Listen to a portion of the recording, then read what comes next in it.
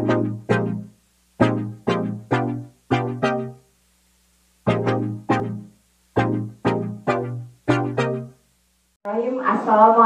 warahmatullahi wabarakatuh. Waalaikumsalam warahmatullahi wabarakatuh. Yang sama-sama kita hormati Bapak Ketua Pengadilan Agama Ujung Tanjung, para hakim, Bapak Panitra, dan juga Pak Sekretaris, para pejabat struktural dan juga fungsional, serta rekan-rekan pegawai, rekan-rekan PPNPN, dan juga rekan-rekan CPNS. Marilah kita panjatkan puji syukur kehadiran Allah Subhanahu wa Ta'ala, karena berkat rahmatnya lah kita diberi kesempatan untuk dapat menghadiri majelis ilmu ini lagi di musola tercinta kita, musola Al-Inayah. Tak lupa juga sholawat beri dan salam selalu kita aturkan untuk Nabi Muhammad Sallallahu Alaihi Wasallam. Baik Bapak Ibu hadirin, marilah kita buka majelis ilmu ini dengan mengucapkan lafaz Bismillah. Bismillahirrahmanirrahim. Baik, langsung saja hadis arba'in selanjutnya, yaitu tentang haramnya seorang muslim atau tidak boleh dibunuh, akan disampaikan oleh Ibu Ebna SH kepada Ibu, kami persilahkan.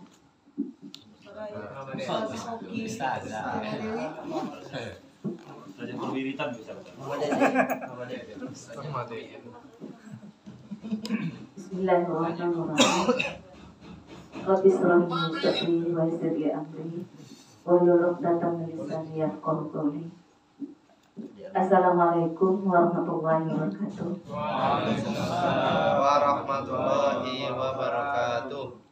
Syukur alhamdulillah kita ucapkan kehadirat Allah Subhanahu wa Ta'ala, yang mana pada hari ini kita diberi kesehatan, kelapangan waktu, kita dapat mengikuti pembahas kitab yang rutin di bulan Ramadan ini kita laksanakan. Kita juga tak lupa mengucap salawat dan salam buat junjungan alam dengan ucapan Allahumma sholli ala sayyidina Muhammad wa ala alihi wa sahbihi ajmain. Pertama sekali saya mengucapkan kepada bagian kepanitraan yang telah adil dalam menunjuk sebagai pembahas kitab ini. Kami diberi kesempatan, walaupun kemampuan kami sangat terbatas sekali, namun kami mencoba hanya sekedar membaca barangkali, dan penjelasannya mungkin bapak-bapak atau adik-adik atau teman-teman bisa membahasnya sendiri. Baiklah, saya diberi tugas yaitu pada hadis yang ke-8 dengan judul haramnya seorang muslim atau tidak boleh dibunuh. Adapun hadisnya yaitu An Ibnu Umar radhiyallahu anhuma anna Rasulullah sallallahu alaihi wasallam qala umirtu an uqatilan nasa hatta yashhadu an la ilaha illallah wa anna Muhammadar Rasulullah wa yuqimus salata wa yu'tuz zakata wa idza fa'alu zalika asamu minni dima'ahum wa amwalahum illa bihaqqil Islam wa hisabuhum 'ala Allah ta'ala. Rawahul Bukhari Muslim. Adapun artinya, dari Ibnu Umar radhiyallahu anhu berkata, Rasulullah Shallallahu Alaihi Wasallam bersabda, aku diperintahkan memerangi manusia hingga mereka bersaksi tiada Tuhan selain Allah dan Muhammad adalah utusan Allah, melaksanakan salat dan mengeluarkan zakat. Apabila mereka tidak melakukan itu, berarti telah melindungi darah dan harta mereka, kecuali dengan alasan yang dibenarkan Islam. Sedangkan perhitungan mereka atau termasuk orang baik atau buruknya adalah wewenang Allah Subhanahu wa Ta'ala. Hadis ini sangatlah penting karena memuat perkara-perkara yang fundamental dari berbagai dasar Islam. Perkara-perkara tersebut yaitu seperti syahadat dan meyakini sepenuhnya bahwa tiada Tuhan selain Allah dan bahwa Nabi Muhammad utusan Allah, mendirikan sholat dan menunaikan zakat. Kandungan hadis ini diriwayatkan dalam berbagai bentuk. Bukhari Muslim meriwayatkan dari Anas radhiyallahu anhu bahwa Rasulullah sallallahu alaihi wasallam,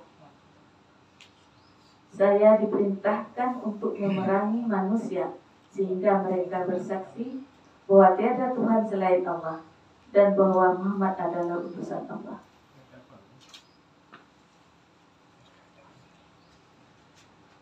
Imam Ahmad meriwayatkan dari Mu'adz bin Jabal radhiyallahu anhu bahwa Rasulullah sallallahu alaihi wasallam bersabda, aku diperintahkan untuk memerangi manusia sehingga mereka mau bersaksi bahwa tiada Tuhan selain Allah, tidak ada satupun baginya, dan bahwa Muhammad adalah utusan Allah, mendirikan sholat dan mengeluarkan zakat.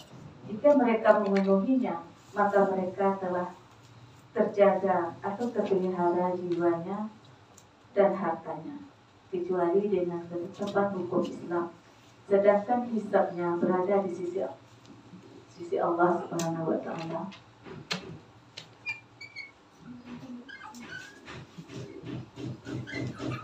Yang kedua, membaca syahadat.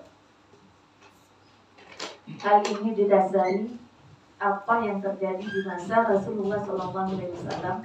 Pada saat itu Rasul menerima orang yang datang kepadanya untuk masuk Islam dengan hanya mengucapkan 2 kalimat syahadat. Setelah itu mereka sudah dianggap muslim yang terpelihara jiwanya dan hartanya. Hal ini juga didukung oleh sebuah hadis sahih yang senada dengan hadis di atas.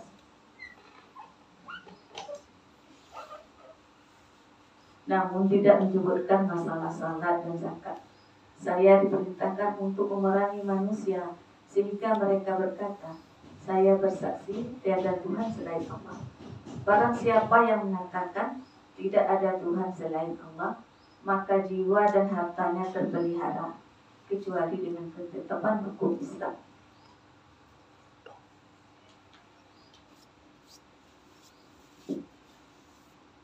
Dari berbagai hadis di atas, tidaklah bertentangan. Bahkan semuanya benar. Sekedar mengucapkan syahadat, seorang telah terpelihara jiwa dan hartanya, dianggap sebagai muslim. Jika setelah itu ia mendirikan sholat dan menunaikan zakat, maka ia memiliki hak dan kewajiban yang sama dengan masyarakat muslim. Akan tetapi, jika ia tidak meninggalkan salah satu dari rukun Islam dan ia didukung oleh kelompok yang kuat atau berpengaruh, maka mereka harus diperangi. Allah Subhanahu wa Ta'ala berfirman, jika mereka taubat, mendirikan sholat dan menunaikan zakat, maka berilah kebebasan kepada mereka. Dari hadis ini, yaitu sekedar yang diperintahkan Rasul, sekedar mengucapkan syahadat, seseorang itu telah terpelihara jiwa dan hartanya. Akan tetapi, jika ia meninggalkan salah satu dari rukun Islam dan mereka itu didukung oleh kelompok yang kuat atau berpengaruh, mereka harus diperangi.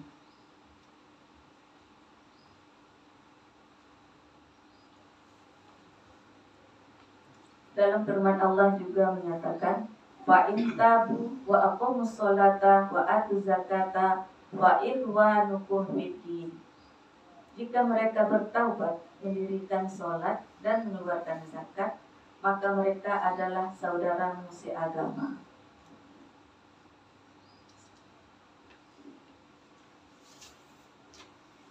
Yang kedua, perdebatan antara Abu Bakar dan Umar. Sebenarnya banyak ini penjelasan yang mungkin kalau bisa diperjelas cuma karena kemampuan saya menjelaskan nanti takut bertambah kabur, jadi saya hanya membaca yang sebahagian barangkali. Antara perdebatan Abu Bakar dengan Umar, Bukhari Muslim meriwayatkan dari Abu Hurairah radhiyallahu anhu bahwa setelah Nabi Shallallahu Alaihi Wasallam wafat dan Abu Bakar menjadi khalifah, banyak orang-orang Arab yang kufur. Saat itulah Umar radhiyallahu anhu berkata kepada Abu Bakar, "Mengapa engkau memerangi mereka yang pembangkang membayar zakat?" Padahal sabda Rasulullah SAW, "Saya diperintahkan untuk memerangi manusia hingga mereka berkata, saya bersaksi tiada Tuhan selain Allah. Barang siapa yang mengatakan tiada Tuhan selain Allah, maka jiwa dan hartanya terpelihara, kecuali dengan ketetapan hukum Islam. Sedangkan kejujurannya adalah urusan Allah." Abu Bakar berkata, "Demi Allah, akan aku perangi orang yang membedakan antara salat dan zakat. Karena zakat merupakan hak dari harta. Siapapun yang tidak mengeluarkan zakat, meskipun hanya sedikit, yang dulu mereka keluarkan pada masa Rasulullah, niscaya akan aku perangi." Umar radhiyallahu anhu berkata, "Demi Allah, saya merasa bahwa Allah telah memberi petunjuk kepada Abu Bakar untuk memerangi mereka, dan saya melihatnya sebagai hal yang benar sikap Abu Bakar dalam memerangi orang yang menolak mengeluarkan zakat adalah mengacu pada kalimat illa bihaqqihi."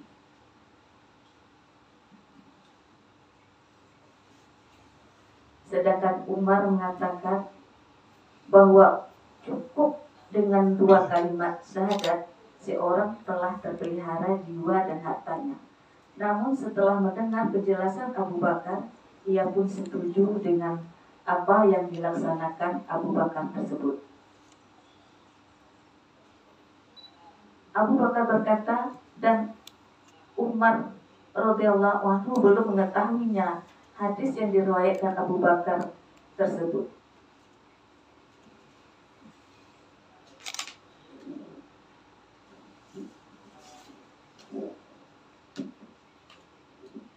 Kisah yang diperdebatkan Abu Bakar radhiyallahu anhu dengan Umar radhiyallahu anhu di atas bisa juga kita pahami bahwa perintah untuk memerangi orang yang tidak membayar zakat sama dengan orang yang tidak mau mendirikan sholat merupakan sesuatu yang disepakati oleh para ulama.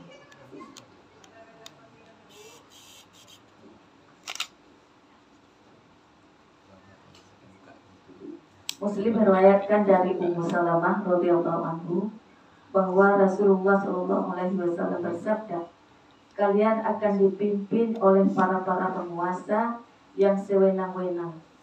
Di antara kalian ada yang berdiam saja dan ada yang mengingkari. Barang siapa yang mengingkari, maka ia terbebas dari dosa. Tetapi barang siapa yang hanya menahan kebencian, maka ia selamat. Akan tetapi barang siapa yang rela bahkan mengikuti, maka ia ikut menanggung dosa." Para sahabat radhiyallahu anhu bertanya, "Ya Rasulullah, tidakkah kami memerangi mereka?"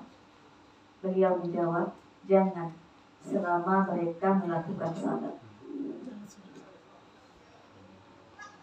Hukum bagi orang yang meninggalkan rukun Islam. Bagi orang yang meninggalkan rukun Islam, jika mereka satu kelompok yang kuat dan orang yang berpengaruh, maka mereka harus diperangi.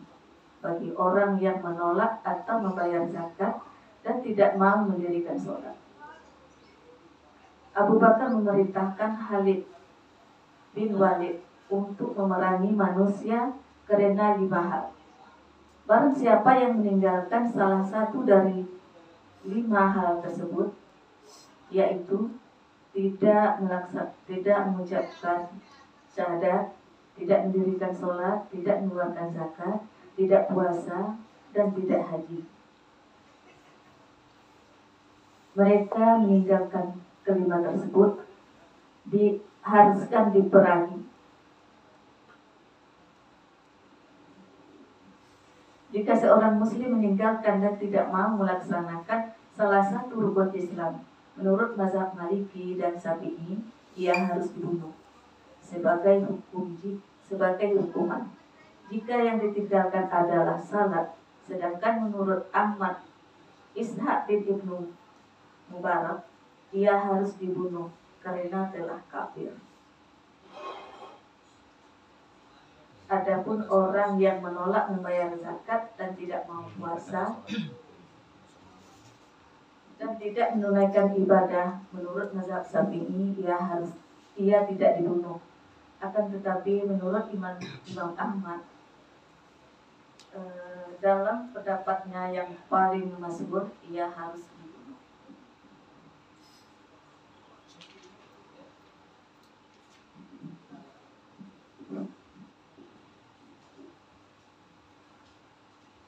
Jadi, jika seseorang yang ternyata benar-benar beriman kepada Allah, maka ia pun masuk surga.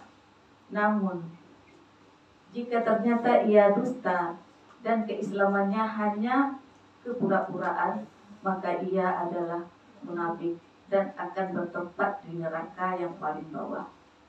Adapun tugas Rasulullah dan para dai di dunia hanyalah mengingatkan dan menasihati, sebagaimana firman Allah, maka berilah peringatan, karena sesungguhnya kamu hanyalah orang yang memberi peringatan. Kamu bukanlah orang yang berkuasa atas mereka, tetapi orang yang berpaling dan kafir. Maka Allah akan mengazabnya dengan azab yang besar. Sesungguhnya kepada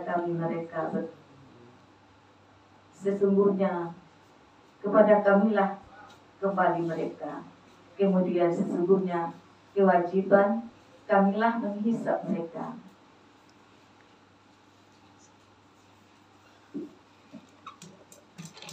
Dari hadis tersebut kita sudah memahami dari apa yang perintah Rasulullah tentang melaksanakan syahadat, rukun Islam, mendirikan sholat, menunaikan zakat dan haji hanyalah perintah. Kita hanya diperintahkan dari Allah Subhanahu wa Ta'ala. Hanya demikianlah yang dapat saya sampaikan. Lebih dan kurang saya mohon maaf. Wabillahi taufiq wal hidayah. Wassalamualaikum warahmatullahi wabarakatuh. Waalaikumsalam warahmatullahi. Ya baik, itulah tadi pembahasan hadis yang ke-8 yang merupakan pembahasan fundamental kita dalam Islam, yaitu rukun Islam, dan yang termasuk orang-orang yang harus diperangi itu adalah orang-orang atau sekelompok orang yang meninggalkan salah satu dari rukun Islam tersebut. Baik, info kita berapa bulan kok? Betul. Nah, kesempatan tuh.